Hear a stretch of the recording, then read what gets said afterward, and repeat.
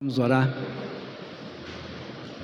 Pai querido, nós queremos agradecer ao Senhor pela Tua misericórdia, Teu amor, Tua bondade. Queremos pedir que o Senhor esteja falando ao nosso coração, aplicando a Tua palavra à nossa vida. E que possamos, ó Pai, estar realmente crescendo no conhecimento do Senhor e vivendo para a Tua honra e Tua glória. Nós oramos, ó Pai, agradecidos no nome santo do Senhor Jesus. Amém.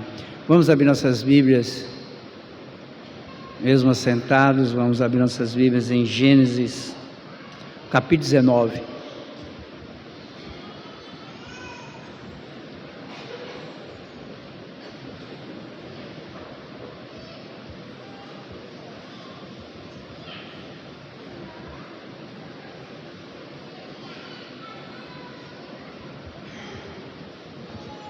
Gênesis capítulo 19,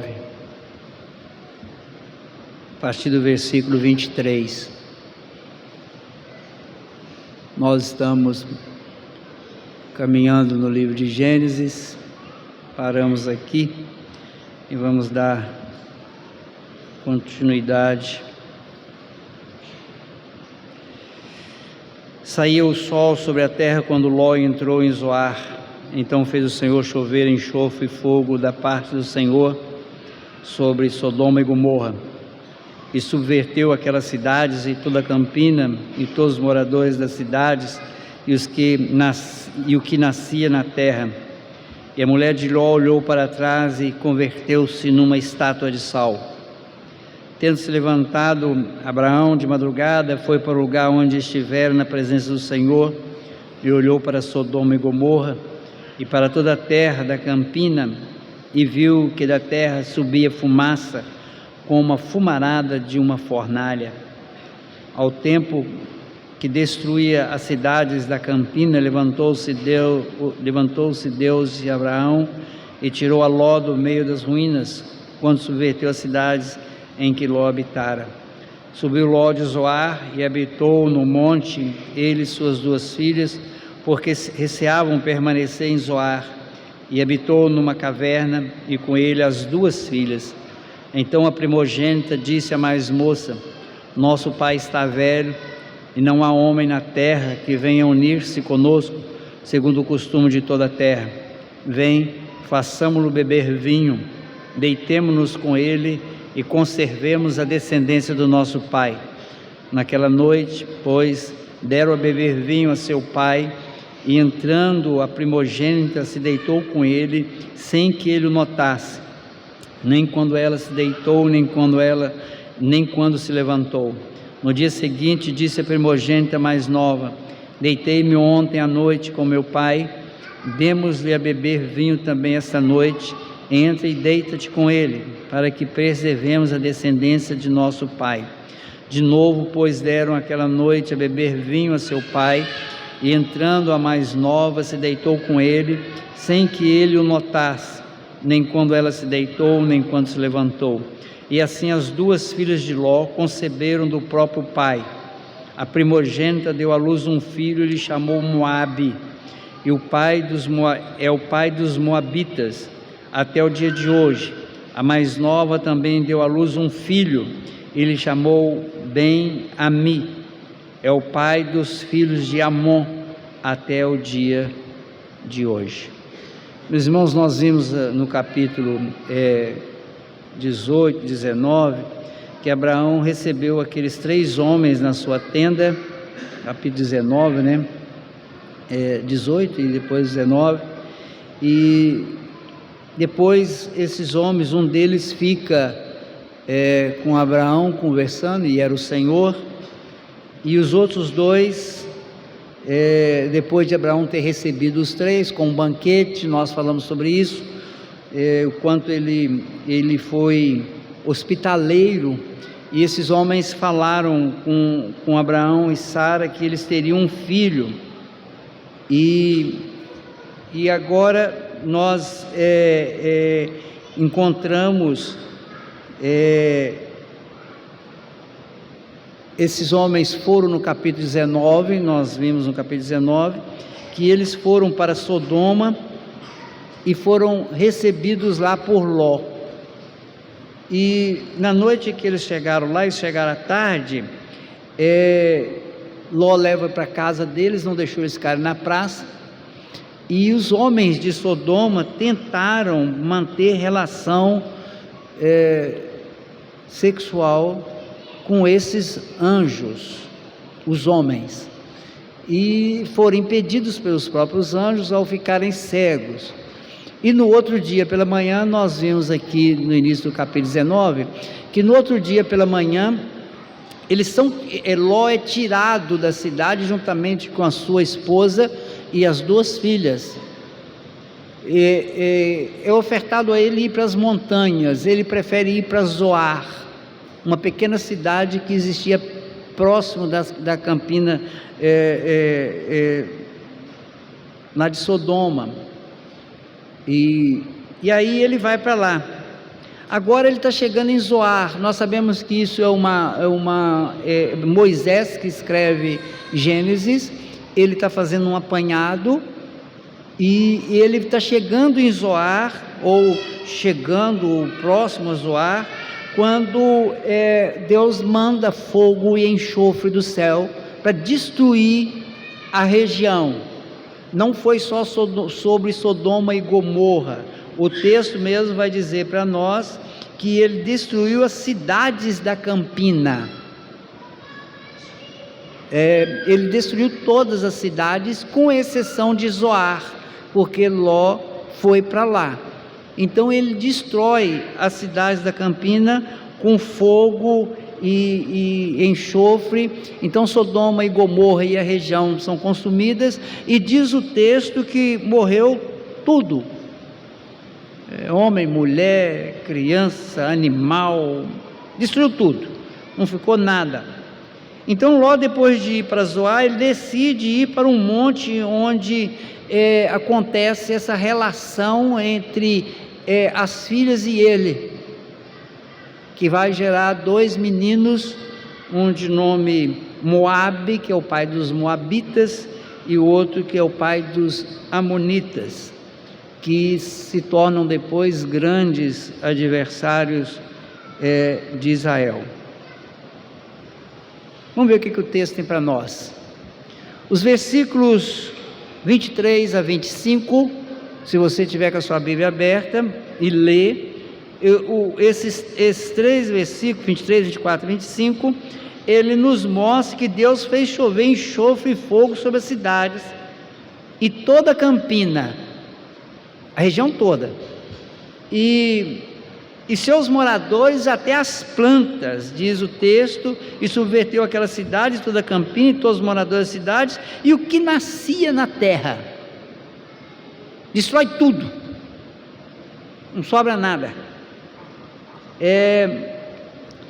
E aqui, meus irmãos, nós já começamos a entender algumas coisas que nós precisamos de ver no texto. O sofrimento causado pelo pecado é terrível. Nós vimos no textos anteriores que o pecado que era praticado naquela região, chegou o clamor desse pecado até Deus. Eu usei uma expressão aqui, que o pecado encheu a medida da paciência de Deus com esse povo.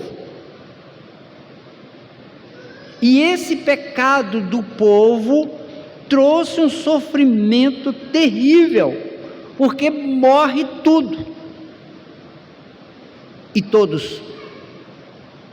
Então ali morre mulheres, crianças. Se tinha criança lá mamando no peito, morreu. Morre os animais, morre as plantas. Se você lembrar da mensagem que fizemos lá em Gênesis capítulo 3, você vai ver que Deus amaldiçoou a terra por causa do pecado do homem.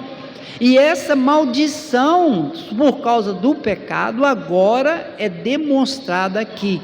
Vocês lembram que no capítulo 19, nesse capítulo 19, o Senhor vai com Abraão até a entrada, a distância que ele via Sodoma e Gomorra, a região, e fala com ele: olha, vai acontecer isso, isso, isso, que isso sirva de exemplo para você ensinar para os seus filhos, que sirva de exemplo. E a destruição foi total. No versículo 26, ele vai dizer que em determinado momento, aqui a gente fica em dúvida se eles já estavam em Zoar ou eles estavam chegando em Zoar, mas tudo indica no versículo 26 que eles estavam chegando em Zoar, e a mulher de Ló olhou para trás e converteu-se numa estátua de sal. Todo mundo sabe disso, as crianças cantam isso. Converteu numa estátua de sal a mulher de Ló. A mulher de Ló olhou para trás num ato talvez de desobediência, de imprudência. Jesus vai citar essa mulher em Lucas 17, versículo 32, quando ele faz uso desse acontecimento para alertar sobre a prudência que nós devemos ter.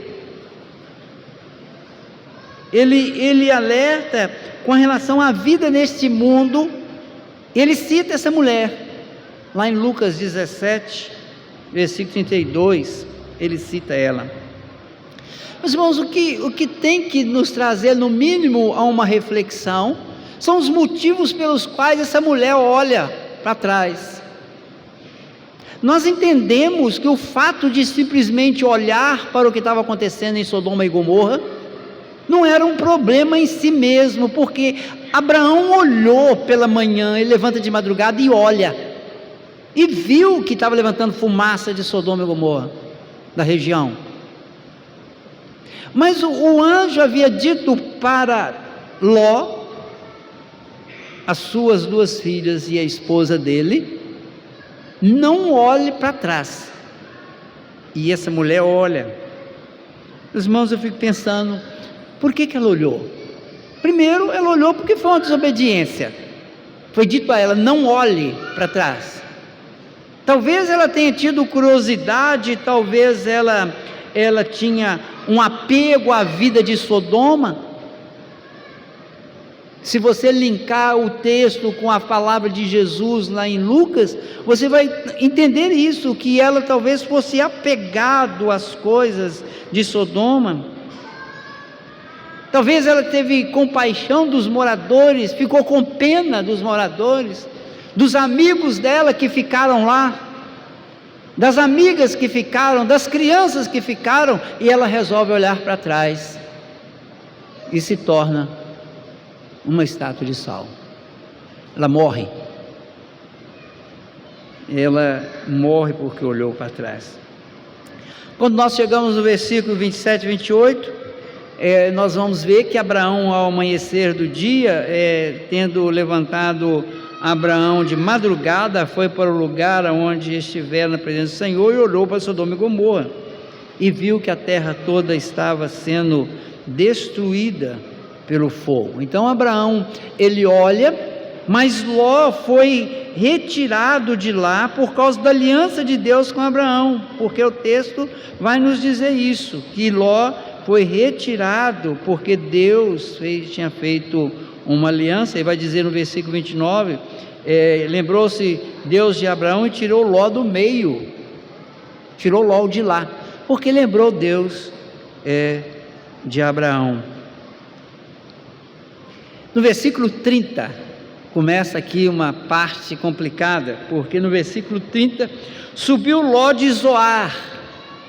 Lembrem-se que o anjo havia dito a ele: não vá para o monte. Ele vai para Zoar. Agora ele diz: subiu Ló de Zoar e habitou no monte, ele e suas 2 filhas, porque receavam permanecer em Zoar. Qual era o medo de Ló em ficar em Zoar?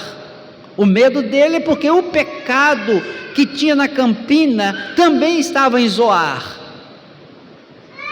Zoar não foi destruída por causa de Ló, e ele ficou com medo. O que ele faz? Ajunta sua mulher, sua esposa, as 2 filhas, vai para o monte, só que vai para uma caverna, e vai habitar lá numa caverna. Então Ló vê essa situação em Zoar, tem medo e vai morar numa caverna. Nós chegamos agora no versículo 31 até o versículo 36, que é o acontecimento. O versículo 31, preste atenção. Então a primogênita disse à mais moça: nosso pai está velho e não há homem na terra que venha unir-se conosco segundo o costume da terra. Nosso pai está velho e nós não casamos ainda, não temos marido. Quando você lê, você tem a impressão de que não existia homem, acabou os homens da terra. Não é isso. Ló tinha seus empregados, Ló tinha seus funcionários, Abraão morava próximo, existiam cidades próximas, além das cidades da campina de Sodoma e Gomorra. Não é falta que não existia mais homens. O que ela está dizendo é que aonde ela estava, na situação que ela se encontrava, não existia talvez homens do nível que ela gostaria de ter ou qualquer coisa parecida, porque de qualquer forma nós temos que entender que existia homens que serviam a Ló, porque lá tinha até vinho, tinha comida, tinha tudo lá. Como é que eles estavam vivendo lá? Nem que fossem servos de Ló, tinha que ter. E ela, essa moça, ela sendo a mais velha, chama a mais nova e diz para ela: olha, o nosso pai já é velho e não providenciou um casamento para nós. E aí a mais velha trama uma solução: vamos resolver isso, nós precisamos de ter filhos, para deixar descendência, ainda vai dizer, para deixar descendência ao nosso pai. Ela vai falar isso aí no versículo 32, conservemos a descendência do nosso pai. E aí ela tem um planejamento, planeja embebedar o próprio pai e ter uma relação sexual com o pai, para ficar grávida do pai, e assim ter um filho. E convence a mais nova a fazer a mesma coisa. E as duas tocam o plano para frente. E aqui, meus irmãos, nós encontramos uma situação muito complicada, porque o interesse dessa moça, tanto dela quanto da irmã dela, era um interesse legítimo. O interesse delas era legítimo. Elas queriam ter filhos. Isso é legítimo em qualquer mulher. E no contexto era bênção de Deus ter filhos. Então o interesse final era legítimo. A estratégia usada é que é o problema. Você já deve ter escutado um ditado por aí que diz assim, mas um ditado é a maneira das pessoas pensarem mesmo, não é só ditado não, diz assim: o fim justifica os meios. Meus irmãos, isso não é verdade. O fim que ela queria, um filho, não justifica o que ela fez, o que elas fizeram. Estou falando ela porque foi ideia da mais velha, mas as duas fizeram. Ou seja, elas não, o pai não tomando a devida providência em providenciar, aqui fazendo uma redundância, um casamento para elas, arrumar um marido para cada uma delas, que o pai deveria ter tomado essa providência, ele não faz, e elas inventam uma solução para o problema. As duas ficam grávidas, versículos 37 e 38. A primeira delas, a mais velha, dá à luz a um filho que ela põe o nome de Moabe, que é o pai dos moabitas, que vão tornar-se um problema na vida de Israel, quando Israel está atravessando o deserto, saindo do Egito, daí há muitos anos, e os amonitas também se tornam problemas para Israel no decorrer da história de Israel.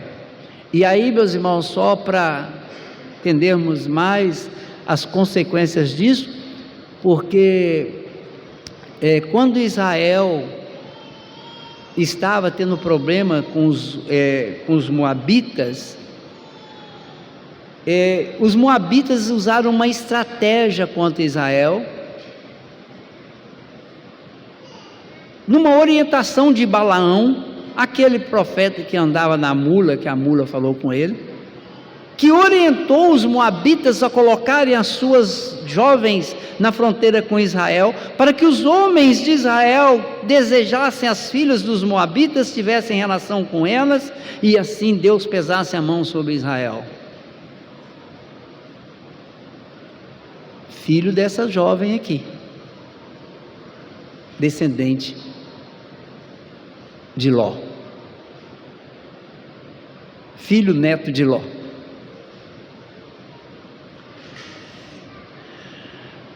O que o texto nos ensina sobre Deus?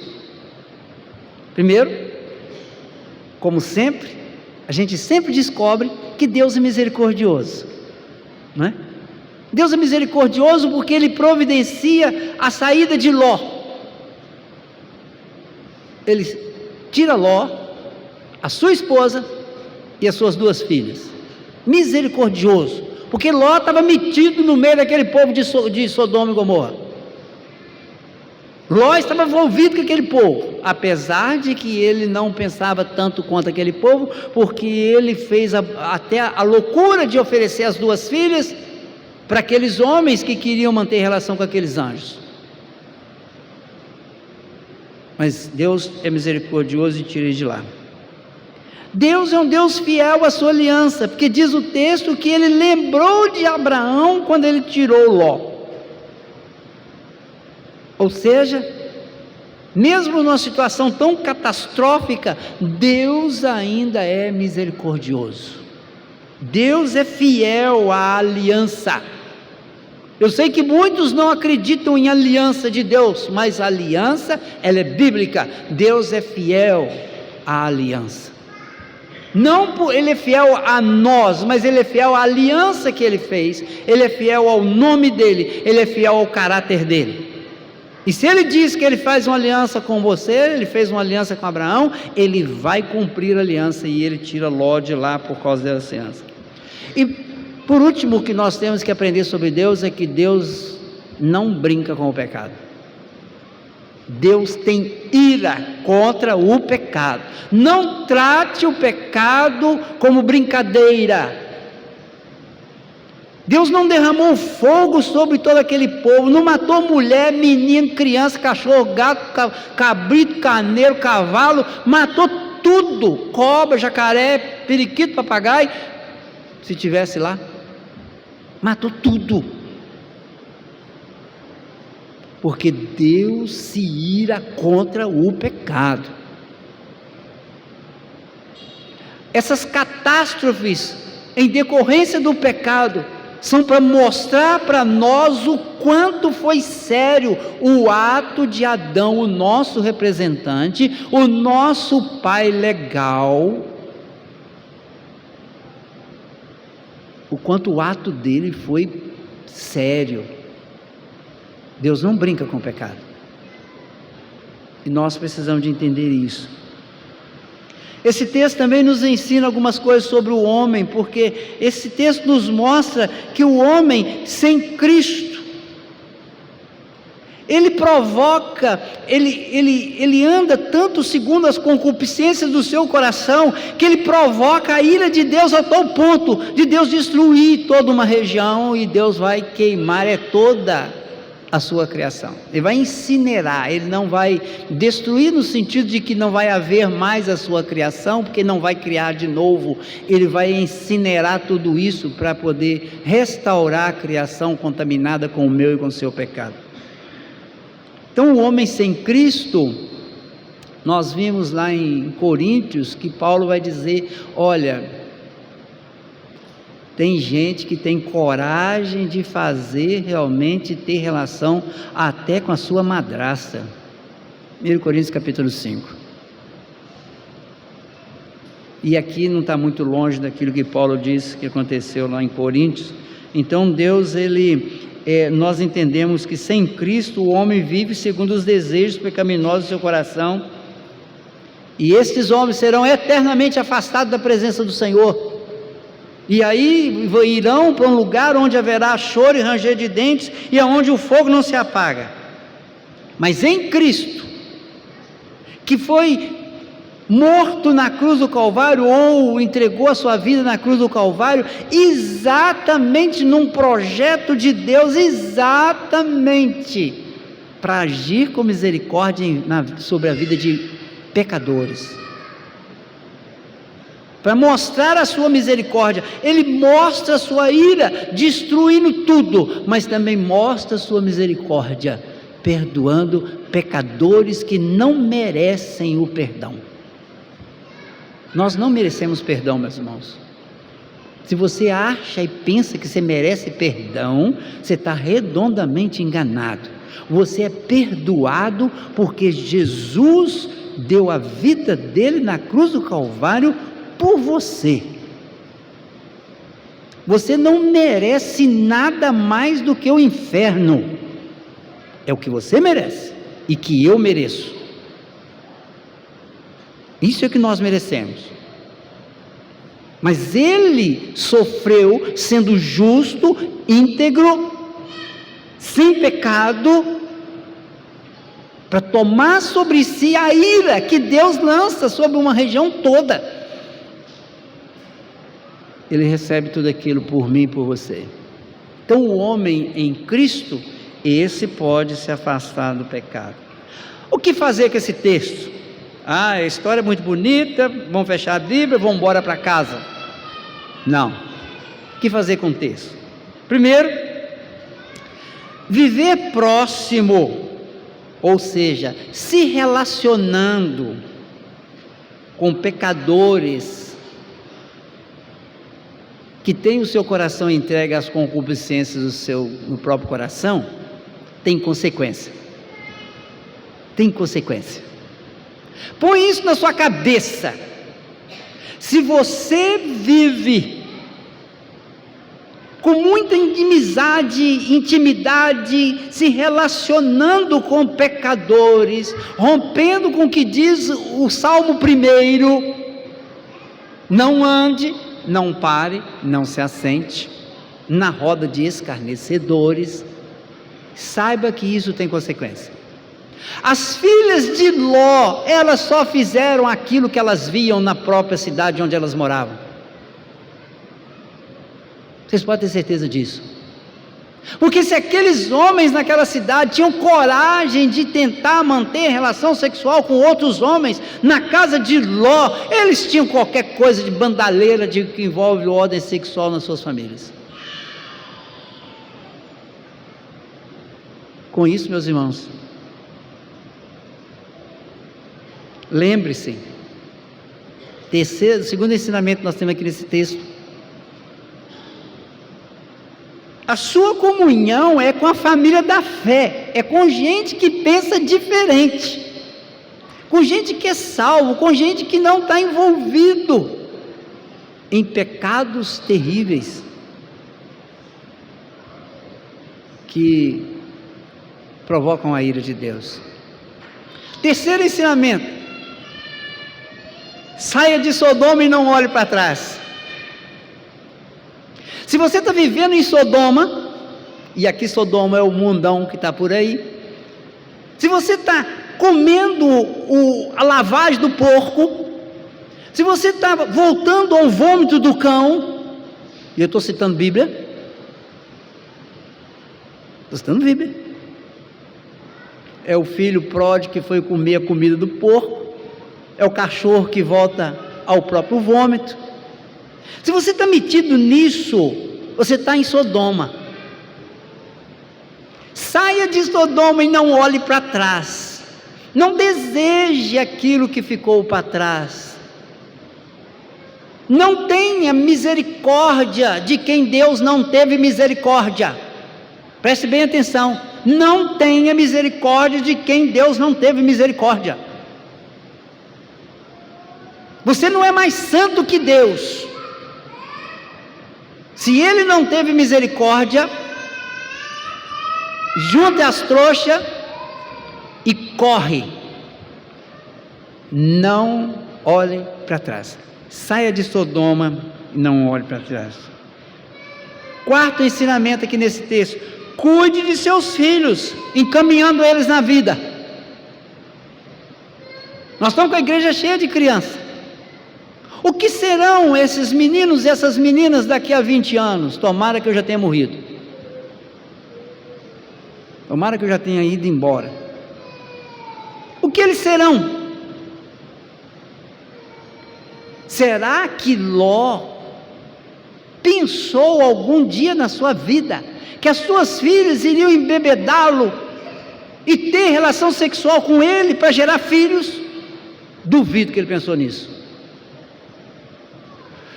Então cuide, porque o erro dele foi não providenciar um casamento para suas filhas.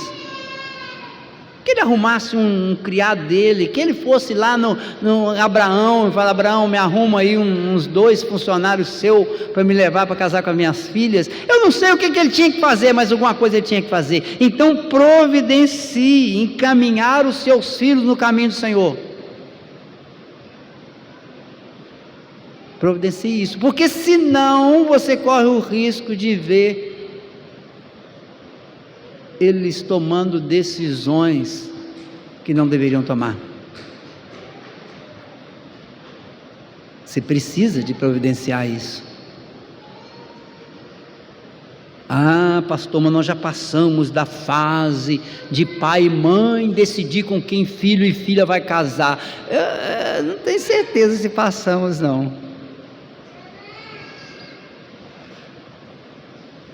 Se você entra nessa aí do mundo, tudo bem.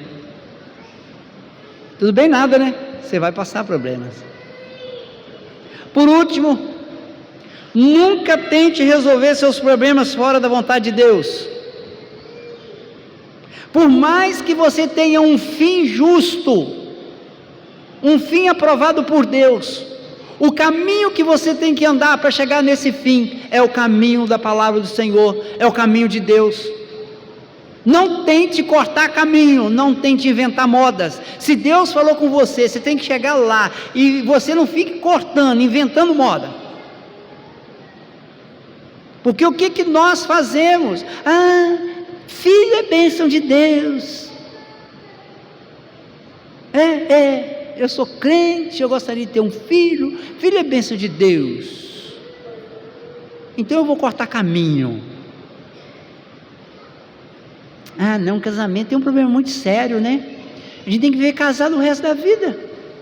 Então eu vou cortar caminho. Eu vou arrumar um filho, e não será adotado, será gerado. Vou escolher um reprodutor.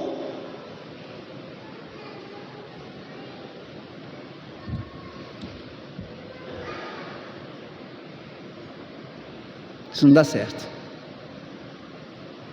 Nós devemos tomar cuidado, meus irmãos. Ah, mas fulano ou fulano, sei lá o que, teve, e o filho foi uma bênção. Meus irmãos, eu não estou dizendo que Deus não faça uso, ou que Deus intenta o bem até mesmo nos nossos atos maus. Os irmãos de José, nós vamos chegar lá, está em Gênesis, intentaram o mal contra José, Deus intentou o bem. O fato de José ter sido uma bênção na vida de Jacó, não significa que Deus aprovou o que os irmãos dele fizeram. O fato de alguma coisa acontecer na sua vida, ou na vida de alguém, que agiu de forma errada e isso acabou dando certo, não é regra. A regra é: você tem que ter o fim que que Deus estabeleceu, e o caminho que você tem que chegar lá é o caminho do Senhor. Essa é a regra. Não quebre a regra. Não quebre a regra.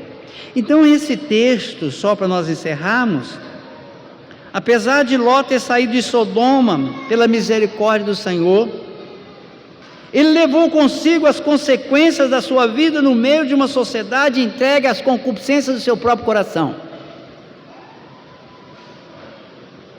Lembre-se disso. Deus foi misericordioso com ele, tirou ele de Sodoma, mas ele levou as consequências consigo. A sua mulher ficou com o coração lá e morreu no meio do caminho. As suas filhas resolveram fazer o que fizeram e foram problema para Israel durante a vida de Israel futura. As consequências não deixaram de existir. É o texto. Fazer o quê? Temos que ler, temos que pregar, temos que entender e temos que aplicar na vida. Posso pular do texto? Até vergonhoso, né? Eu chegar aqui, meus irmãos, vamos passar para o capítulo 20, porque o capítulo 19 termina aqui numa situação muito complicada. Não posso, meus irmãos, não posso. Que você reflita sobre isso, que você entenda que nós não podemos viver nos relacionando com Sodoma. Nós somos chamados e somos um povo que tem uma identidade diferente. Nós fomos comprados por um preço muito alto. E o nosso Deus não é Deus de brincadeira. Ele não é Deus de brincadeira. Quero que você feche seus olhos, reflita sobre tudo que nós acabamos de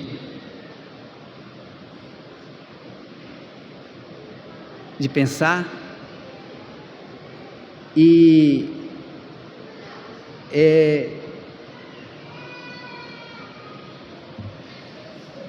se pergunte: eu já andei por caminhos tortos.